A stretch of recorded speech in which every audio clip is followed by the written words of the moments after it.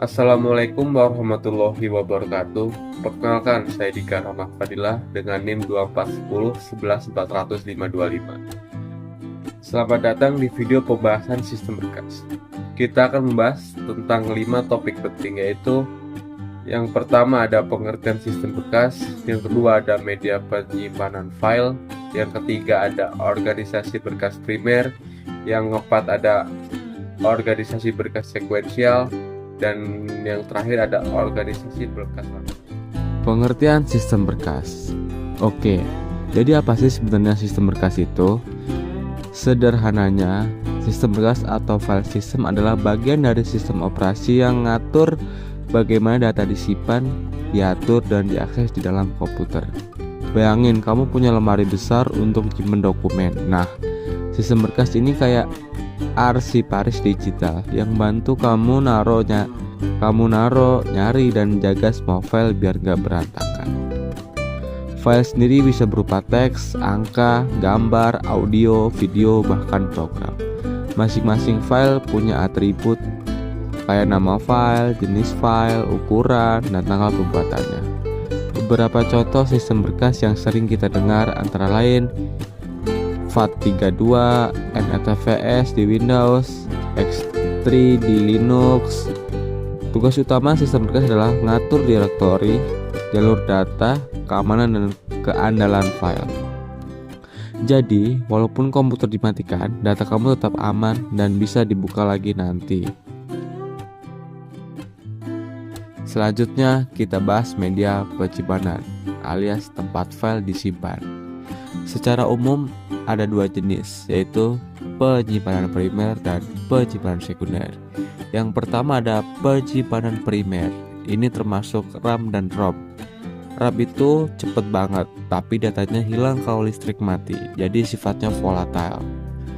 ROM itu kebalikannya, datanya permanen, non volatile. Yang kedua ada penyimpanan sekunder. Nah, ini yang biasa kita pakai sehari-hari seperti hard disk, CD, DVD, atau flash disk. Ada yang jenis SASD kayak magnetic tape yang bacanya urus satu persatu. Ada juga DASD kayak hard disk yang bisa langsung loncat ke data yang dicari. Contohnya magnetic tape cocok buat backup data yang dibaca berurutan. Hard disk buat sistem operasi dan aplikasi yang butuh akses cepat. Optical disk kayak CD atau DVD pakai sinar laser buat baca datanya. Jadi setiap media punya kelebihan dan fungsi masing-masing tergantung kebutuhan kita. Sekarang kita masuk ke yang agak teknis dikit, yaitu organisasi berkas primer. Ini tentang cara data disusun dan diakses di penyimpanan. Ada 3 jenis utama, yaitu sekuensial, data disimpan berurutan satu persatu. Yang kedua ada sekuensial berindeks, ada indeks yang bantu kita cari data lebih cepat. Yang ketiga ada langsung atau direct, kita bisa langsung loncat ke data yang kita mau tanpa harus baca semuanya. Kalau dianalogiin gini, sistem sekuensial itu kayak baca novel dari awal sampai akhir. Tapi kalau sekuensial berindeks itu kayak baca buku dengan daftar isi, tinggal cari bab yang kita mau. Sedangkan sistem langsung itu kayak buka Google Maps, langsung ke alamat yang dituju. Dalam sistem berkas, setiap file berisi rekaman atau record dan di dalamnya ada medan, file, misalnya nama, NIM, dan jurusan. Nah, kunci primer atau primary key itu file yang nilainya unik seperti NIM mahasiswa. Oke, kalau yang ini sistemnya berurutan banget. Bayangin kamu nyimpen daftar nama mahasiswa di file dan kamu mau cari Andi. Sistem akan baca satu persatu dari atas sampai ketemu. Kalau datanya banyak banget, tentu ini lama. Makanya, buat mempercepat proses pencarian, kita bisa pakai algoritma pencarian seperti yang pertama ada nih, binary search atau pencarian biner. Data harus diurutkan dulu.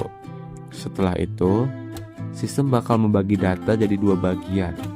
Terus cari di tengah Ini lebih cepat daripada baca satu-satu. Yang kedua ada interpolation search. Kalau datanya berupa angka dan sudah terurut, algoritma ini memperkirakan posisi data berdasarkan nilainya. Misalnya, kamu tahu posisi nilai 90 lebih dekat ke akhir. Sistem langsung loncat ke sana.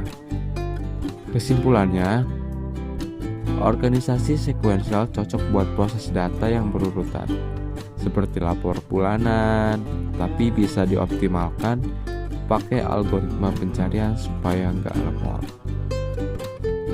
Nah, bagian ini seru banget. Organisasi langsung, atau sering disebut direct access atau file relatif. Bedanya, di sini kamu nggak harus nyimpen data secara berurutan. Kamu bisa langsung akses data lewat alamatnya, kayak punya kunci rumah masing-masing. Ini dilakukan pakai konsep hashing. Ada dua pendekatan umum. Yang pertama adalah kunci langsung jadi alamat, misal NIM 18140123 disimpan di alamat 18140123. Cepat banget, tapi butuh ruang besar. Yang kedua ada kunci dikonversi dulu jadi alamat unik. Misalnya kombinasi tanggal dan kode pesawat buat sistem reservasi. Nah, prosesnya konversinya dilakukan pakai fungsi hash dan hasilnya disebut home address. Ada banyak metode hashing, misalnya modulus, pemotongan, folding, shifting, squaring, konversi redik. Cuma ada satu masalah yang sering muncul, yaitu kolisi. Dua kunci beda menghasilkan alamat sama. Makanya sistem berkas harus punya cara untuk menangani itu. Misalnya dengan membuat rantai atau chaining atau mencari alamat kosong berikutnya. Itulah pembahasan sistem berkas, mulai dari konsep dasar, media penyimpanan, hingga cara organisasi dan pencarian data. Sistem berkas memastikan data tersimpan rapi, aman, dan mudah diakses kapanpun. Terima kasih sudah menonton. Tetap semangat belajar dan sampai jumpa di video berikutnya.